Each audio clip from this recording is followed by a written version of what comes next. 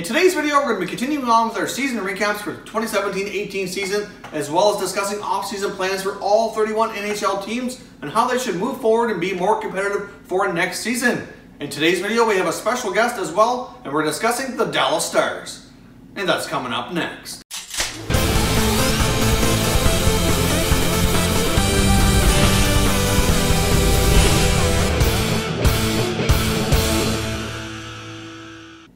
Welcome back to another video here at Top Shelf Hockey. If you're new to the channel, thanks for stopping by. We review and discuss all 31 NHL teams. If you're a huge hockey fan, consider subscribing and clicking the bell so you don't miss anything. Well, as I mentioned off the top, today we're continuing on with our season recaps as well as off-season plan series of videos for all 31 teams, and today we're looking at the Dallas Stars. Now, as I mentioned, we have a special guest today. His name is Gravite, and he's going to be coming on here momentarily to discuss his thoughts on the Dallas Stars. You're going to want to go check out his YouTube channel as well. He covers all 31 teams, but he's a big Dallas Stars fan. He does a lot of Dallas Stars videos, a lot of Stars reaction videos during the season when they're playing, as well as a lot of live streams as well. So you're going to want to check him out. His link's down below in the description, and he'll be joining us momentarily. Now, before we jump over to him, I'm going to give you some thoughts of my own here on the Dallas Stars organization, do a quick little recap here of their season, and then I'll hand it over for him to take over. So the Dallas Stars had a bit of a disappointing season, failing to make the playoffs yet again. They finished with a record of 42, 32, and 8 for 92 points. They actually were not that far off the mark for making the playoffs, and leading down the stretch in the last 5-10 games of the year, they had a chance to make it, and they just did not play well, and they had too many losses.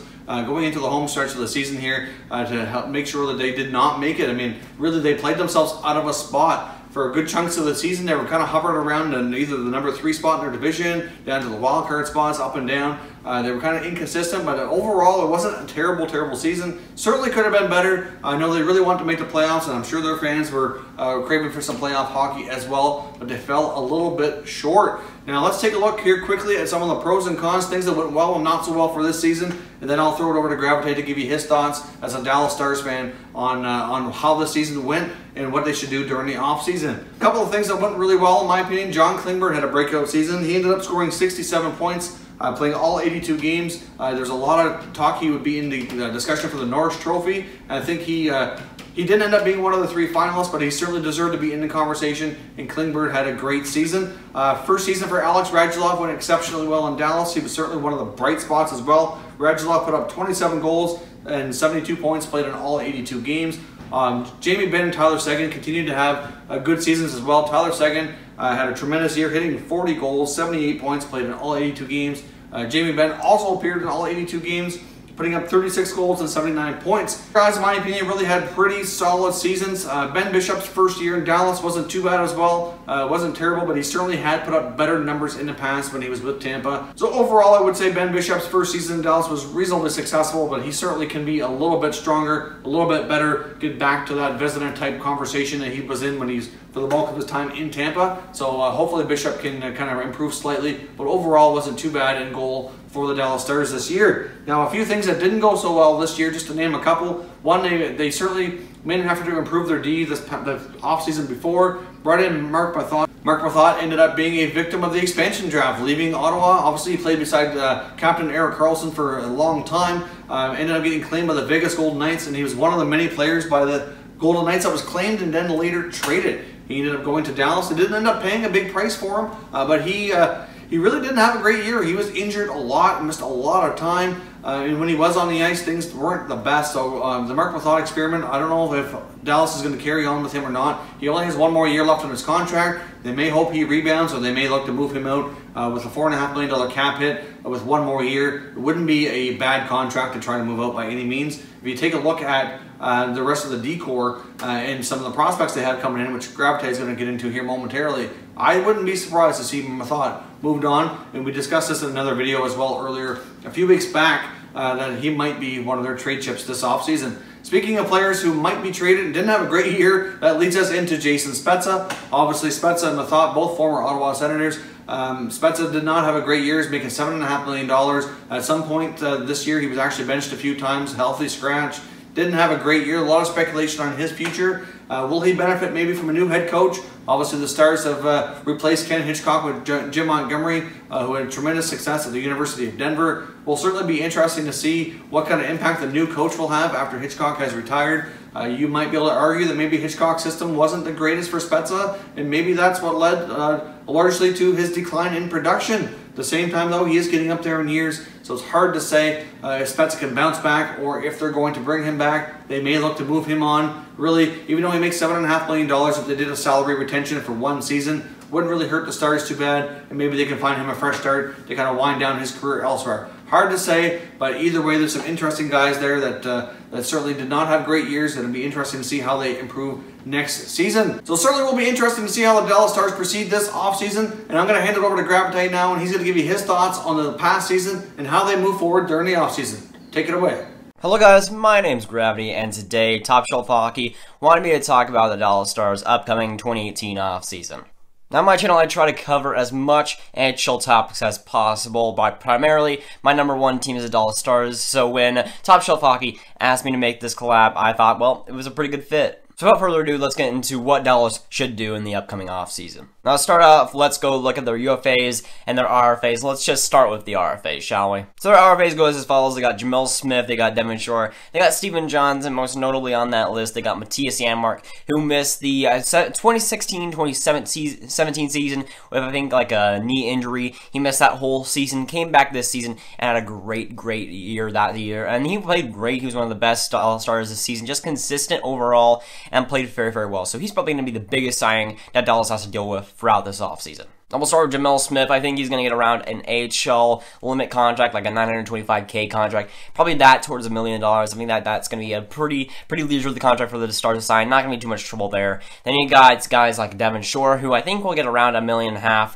think he's a really useful fourth line guy, fourth line center for the Stars. I think that he's a great asset there on that fourth line, and he has some offensive upside. I think he'll get around $1.5 million to $2 million. I think that he's a good asset there. Then you go to Greg Pattern, who's 26, pretty much in his prime, and he's not going to get too much better. So I think he is the same along the lines of Devin Shore. He's like a 6'7" defenseman, so he is depth. I give him around $1 million to $2 million. I think that right in that sweet spot, probably $1.5 million is where I think he'll go. Then you got last Matthias Janmark, who missed the 16-17 season. I think it was a knee injury that whole season. Comes back this season and plays fantastic. One of the best Dallas Stars players offensively, just good throughout the whole season. I think he'll get a few years. He's pretty much in his prime now, just entering it. So I think that the Stars giving him like a 3 or 4 year deal would be pretty wise of them. And I think he'll get around $4 million. I think that he's worth that.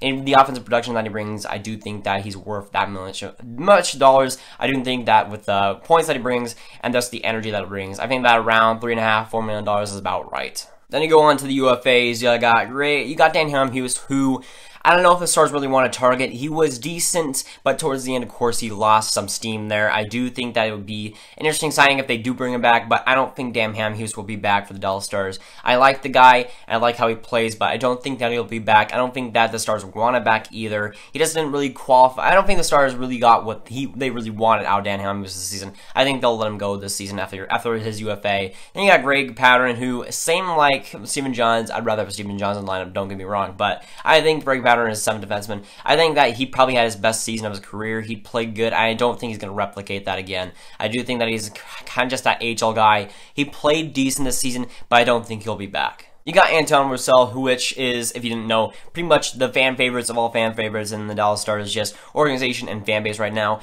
They will bring him back. I mean, the Roussel is a fan favorite. They'll bring him back. I don't know what his contract will look like. Of course, he had a down year offensively.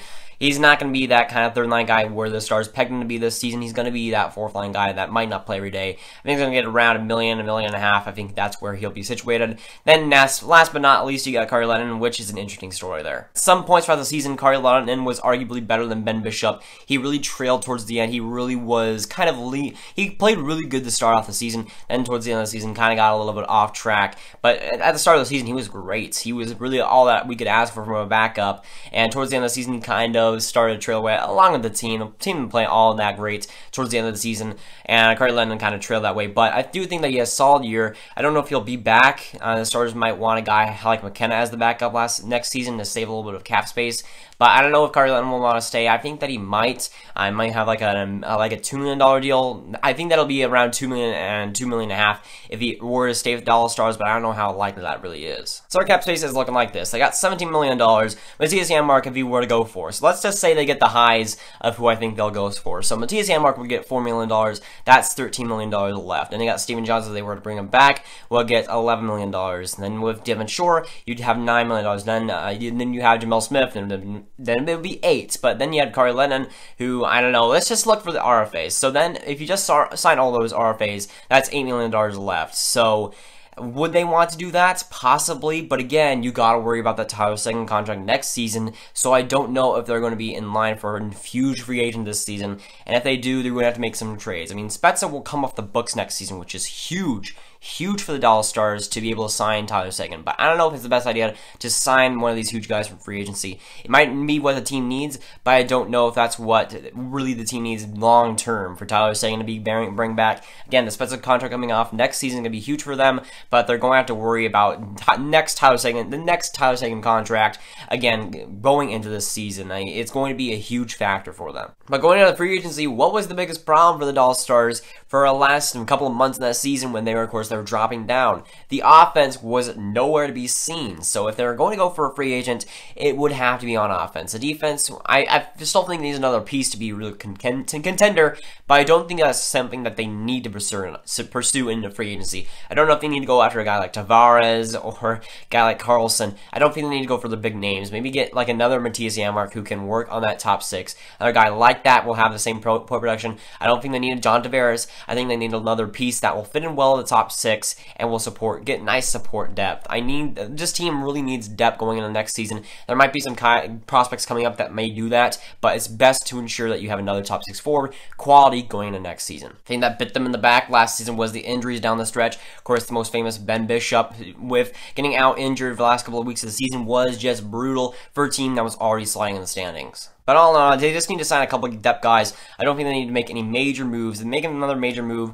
I don't know what's going to happen with this team. It might be the shakeup that they might not need. I do think that there are a couple of depth moves, a couple of third line, fourth line guys, and a couple of top 6 defensemen away from making the playoffs. I do think that the depth was really something that hurt the Stars last season, and they really need to shore up that part of their team. You know, you see all these playoff contenders, their depth comes through in spades, and the Stars need a lot more of that. They can't rely on Seguin and Ben and Radulov to carry this team again, because that simply will not work in the NHL anymore. But that's pretty much my thoughts in a nutshell. If you want to go check out my channel, that'll be in the link below. I did a collab with Mike from Top Shelf Hockey a couple of days ago, so you can check that out as well. But we'll turn it over to Mike once again.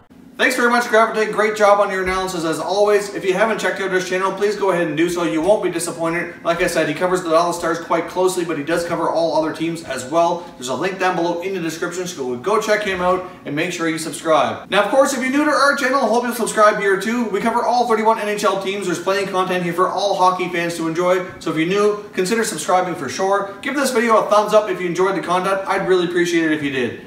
As always, thank you very much for watching, everybody. We'll catch you next time.